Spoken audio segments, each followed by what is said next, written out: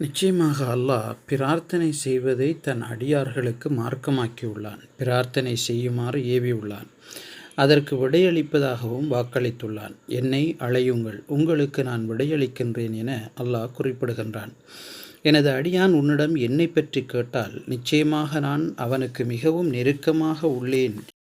பிரார்த்தனை செய்பவர் என்னை அழைத்தால் அவரது பிரார்த்தனைக்கு நான் பதிலளிக்கின்றேன். எனவே என்னிடமே அவர்கள் பிரார்த்தனை செய்யட்டும், மேலும் என்னையே விசுவாசம் கொள்ளட்டும்.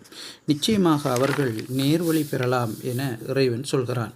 துஆ செய்வதற்கு சில நிபந்தனைகள் உள்ளது. அதில் மிகவும் முக்கியமானது உள்ளத்தில் வேறு எந்த எண்ணங்களும் இல்லாமல் முழு மனதுடன் பிரார்த்தனை செய்வதாகும்.